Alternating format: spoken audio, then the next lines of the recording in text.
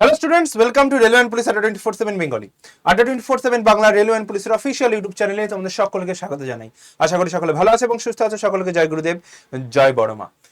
সব থেকে দুঃখের যে খবরটা রয়েছে সেটা হচ্ছে ডব্লিউপির কেস আপডেট নিয়ে। হ্যাঁ, তোমরাও চিন্তিত, আমিও চিন্তিত। অনেকভাবে চেষ্টা করেছি আন্দোলন, শান্তিপূর্ণ মিছিল সবকিছু করানোর। আমি তোমাদের বড় গলায় বলেছি এবং আগের অন্যান্য ভিডিওতে আমি বলেই নিয়েছি যে ভাই আমার দ্বারা সম্ভব হচ্ছে না, কারণ আমি কোনোভাবেই আন্দোলনে পারমিশন করাতে পারছি না। এবং আমি এটাও বলেছিলাম যদি কেউ করাতে পারো, যদি কেউ কারোর কোনোভাবে দাদা, ভাই, বোন, জ্যাঠা, জেঠি কেউ থেকে থাকে যাদের থেকে তোমরা পারমিশন করাতে পারবে কোনো শান্তিপূর্ণ মিছিল বা কিছুর, ওরা শুধু বলছে সে ডেপুটেশন জমা দাও, 2-3 জনের বেশি অ্যালাউ করবো না। তো আন্দোলন তো হলো। তো কেস ইডব্লিউএস রিজার্ভেশন নিয়ে কি জট রয়েছে না রয়েছে এবং ফাইনাল শুনানি কবে কি হতে চলেছে, কবে মামলা মিটবে, রেজাল্ট ডেট কি থাকবে, নতুন ভ্যাকেন্সি আপডেট, কাট অফ নিয়ে কিছু আছে কিনা, সবকিছু আমরা এই ভিডিওতে আলোচনা করবো। তো সবাইকে বলবো ভিডিওটা স্কিপ না করে শেষ অবধি দেখো। যারা চ্যানেলে নতুন অবশ্যই করে চ্যানেলটি সাবস্ক্রাইব করে পাশে থাকা বেল আইকনটা প্রেস করো। দেখো, তো ইডব্লিউএস সার্টিফিকেট যেটা আমাদের বলা ছিল 2023-24 অনওয়ার্ড, তাই না? 2023-24 অনওয়ার্ডস বলেছিল। তো সবাই অনেকে কি করেছে, তো এটা বলাতে অনেকে 2025 অনেকের আপলোড করেছে, এছাড়াও অনেকের কাছে 2022 ছিল, তারা আপলোড করেছে। ঠিক আছে, ইডব্লিউএস আপলোড করেছে। তো এখন দেখা যাচ্ছে যে 25-26-এর যারা আপলোড করেছে এগুলো সব ভ্যালিড হবে না, এরা সব ইউআর হিসেবে কাউন্ট হয়ে যাবে। তো এবার যেটা বিষয়, যেটা এতে সমস্যা কি হতে পারে, এতে সমস্যা হতে পারে যে স্যার এডিট উইন্ডো দিল না। অনেকের ক্যান্ডিডেট এরকম বেরোবে যাদের কাছে 2024, 2023, 2023-24-এরটা কিন্তু আছে, 23 এবং 24 আছে এদের কাছে। তো এরা কিন্তু আপলোড করার সুযোগ পাচ্ছে কি পাচ্ছে না এটা এখন দেখার বিষয়, যে এডিট উইন্ডো আসলে যে এরা আবার করলো। তো এডিট উইন্ডো আসলে যদি আপলোড করে তাহলে আবার রেজাল্ট দিলে, ঠিক আছে, এই একটা গেল। আর নয়তো বাদ বাকি যারা আছো এরা ইউআর ক্যান্ডিডেট হিসেবে কাউন্ট হবে। এবার সেক্ষেত্রে ইউআর এর কাট অফের উপর কিছুটা প্রভাব পড়লেও পড়তে পারে, আর লিটিল বিট, আমি বলছি না যে হিউজ নাম্বার কাট অফ প্রভাব পড়বে এরকম নয়, কিছুটা কাট অফের উপর প্রভাব পড়লেও পড়তে পারে। ঠিক আছে, এই একটা গেল পয়েন্ট। আর ইডব্লিউএস যখনই এতগুলো বাদ পড়ে যাবে তখন কিন্তু ইডব্লিউএস এর কাট অফ যেটা রয়েছে, যেটা অনেকে ভেবেছিল হাই যাবে, তো সেটা কিন্তু কমে যাবে। ইডব্লিউএস এর কাট অফ কিন্তু কমে যাবে ভাই যখনই এতগুলো বাদ পড়বে, কারণ ম্যাক্সিমাম থেকে ম্যাক্সিমাম স্টুডেন্ট কিন্তু ইডব্লিউএস হিসেবে ফর্ম ফিল আপ করে মানে ওই ভরে দিয়েছিল।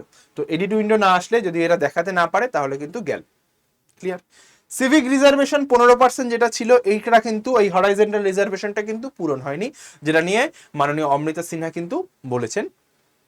এবার রেজাল্ট আপডেট তাহলে কি হতে পারে? তো এই রেজাল্ট আপডেটের বিষয়টা যদি আমি আসি, আমরা এক্সপেক্ট করছিলাম কি এই জুন জুলাইয়ের মধ্যে আমাদের চলে আসবে। ঠিক আছে, আমি যেটা বলেছিলাম যে জুন থেকে জুলাইয়ের মধ্যে আমাদের রেজাল্ট চলে আসবে এবং আমরা সেপ্টেম্বর মাসের মধ্যে জয়েনিং পেয়ে যাব এবং পুজোর ডিউটি করতে হবে আমাদের, এটা আমরা ধরেছিলাম। কিন্তু যদি ভাই এবার এখানটায় একটা কোশ্চেন চলে আসছে, যদি আমার এইখানটাতে হচ্ছে গিয়ে আবার করে আপডেট করতে বলে যে ইডব্লিউএস ফর্ম আপডেট করো, তাহলে কিন্তু রেজাল্টের দিলে হবে। এবং যদি এর প্যানেল তৈরি হয়ে গিয়ে থাকে, যতটুকু সম্ভব প্যানেল রেডি আছে, জাস্ট পেশ করার একটা অপেক্ষা, যদি সেই প্যানেল তৈরি হয়ে গিয়ে থাকে তাহলে কিন্তু আবার নতুন করে প্যানেল তৈরি করতে হবে, নতুন প্যানেল। তো নতুন প্যানেল যখন তৈরি হবে ভাই তখন রেজাল্টে কিন্তু ডিলে হবে। হ্যাঁ ভাই, আমি এটা আনন্দ সহকারে বলছি এটা নয়, আমি এটা তোমাকে ক্যালকুলেশনটা দেখালাম। তুমি যতটা দুঃখিত তার থেকে বেশি আমি দুঃখিত, কারণ তোমার দুঃখ হচ্ছে তোমার একার, তোমার ফ্যামিলিকে নিয়ে, তাই না? তোমার ফ্যামিলিতে 5 জন আছে, ঠিক আছে, তোমার জীবনের সঙ্গে যদি আর কারোর জীবন জড়িয়ে থাকে তাদের নিয়ে তোমার প্রবলেমটা হচ্ছে, তাই না? কিন্তু আমার সঙ্গে আমার 3-4 হাজার বাচ্চার ভবিষ্যৎ জড়িয়ে রয়েছে, তাই না? কারণ ওরা আমার কথার উপর বেস করে, আমার কথার উপর ভিত্তি করে চলছে, আমার কথার ভরসায় ওরা রয়েছে, তাই না? আজকে তোমার যদি কষ্ট হয় তোমার নিজের কষ্ট হবে, বাট তোমার কষ্টের জন্য আমার কষ্ট হবে, তোমার মতো আরো 5,000টা বাচ্চার জন্য কিন্তু আমার সেম পরিমাণ কষ্টটা হবে। কারণ তুমি একটা জিনিস ভাবো, যে আজকে তোমরা আমাদের কাছে পড়ছো, আমাদের দেখছো বলে হ্যাঁ আজকে আমাদের রুজি রুটি আছে, তাই না? তো আমরা যদি সিলেকশন দিতেই না পারি, মানে তোমরা যদি রেজাল্টই বের না করে সিলেকশন কোথা থেকে আসবে? এই যে আমরা বড় মুখ করে বলছি 1,500, 2,000, 3,000 সিলেকশন দেবো, যদি রেজাল্ট না বেরোয় সিলেকশনটা কোথা থেকে আসবে? তো এই কারণে আমরাও চিন্তিত ভাই, ভ্যাকেন্সি নিয়ে বেশি কিছু বলার নাই, এটা তোমরা জানোই। আগে ভিডিওতে বহুবার বলেছি 20,000 ভ্যাকেন্সি আসবে, 20,000 হোক 15,500 মতো হোক, যেটা হোক আসবে। ভ্যাকেন্সি নিয়ে চিন্তা করার কারণ নেই, নতুন এক্সপিরিয়েন্সরা নিশ্চিন্তে আছে। কিন্তু যে ওদের আজ বেরোক, 2 মাস পর বেরোক, 3 মাস পর বেরোক, ঠিক বেরোবে। কিন্তু সমস্যা হচ্ছে এদের নিয়ে, এরা প্রচুর ভুগছে ভাই। আমার স্টুডেন্টরা, এদের জন্য আমি কিছু করতে পারছি না, আমি শুধু দূর থেকে দাঁড়িয়ে দাঁড়িয়ে ভিডিও বানিয়ে যাচ্ছি। পিআরবির কাছে আমার একটাই রিকোয়েস্ট, যারা আমার ভিডিও দেখে প্লিজ কিছু একটা সুরাহা করুন, অন্তত একটা ছোট শান্তিপূর্ণ মিছিলের আপনারা পারমিশন দিন। আমি প্রচুর বার কন্ট্যাক্ট করার চেষ্টা করেছি, কেউ কোনোভাবে কন্ট্যাক্ট করছে না, মেল বলুন, ডেপুটেশন বলুন, কোনোভাবে কিছু হচ্ছে না, কোনোভাবে কিছু করছে না। আমার হাত জোর করে একটাই রিকোয়েস্ট, প্লিজ এই পারমিশনটা অন্তত দিন, যাতে আমার বাচ্চারা গিয়ে তাদের দাবিটা একটু জানাতে পারে মাননীয় পুলিশ মন্ত্রীর কাছে, যেন এই আমাদের আর্তনাদটা গিয়ে শুধু পৌঁছায়, এটুকুই আমাদের দাবি। তাতে করে যদি রেজাল্টের কাজটা দ্রুত মেটানো যায়। গেল। এবার কাট অফ রিলেটেড তোমাকে আমি বলে দিলাম, তো কি বাড়বে না বাড়বে, কত বাড়বে, এটা না হয় আমি অন্য কোনো ভিডিওতে বলবো। এবার ভ্যাকেন্সি নিয়েও বলা হয়ে গেল। মেন যেটা আমি তোমাদের বলবো যে ভাই হাল ছেড়ো না। প্রত্যেক ভিডিওতে বলি, এখনো বলবো যে প্রচুর কষ্ট হচ্ছে আমি বুঝতে পারছি, কিন্তু একটাই জিনিস বলবো, হাল ছেড়ো না। ঠিক আছে? তোমার বাবা তোমাকে প্রচুর কষ্ট করে, প্রচুর কিছু সহ্য করে তোমাকে এই মুকাম, মানে এই পর্যন্ত তোমাকে পৌঁছে দিয়েছে। প্রচুর ব্যাক সাপোর্ট, অনেক কিছু নিয়ে তোমরা এই জায়গায় এসেছো। এত ধৈর্য যখন ধরেছো, একটু ধরো ভাই, রেজাল্ট আসবে ঠিক খুব শীঘ্রই। আমি এখন জোর গলায় বলতে পারছি না যে খুব শীঘ্রই আসবে, কারণ এই কেসের সুরাহা হবে হচ্ছে গিয়ে 1 জুলাই, ফাইনাল আবার ডেট দিয়েছে, 1 জুলাই ডেট দিয়েছে। এখন ওইখানে আমরা বুঝতে পারবো যে কি হবে না হবে।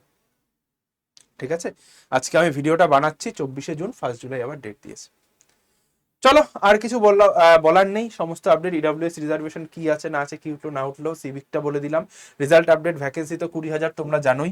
পড়াশোনা শুরু করে দাও। আর কি বলবো, আমার মনে হয় না এই ভ্যাকেন্সিটা এতটা ডিলে করবে।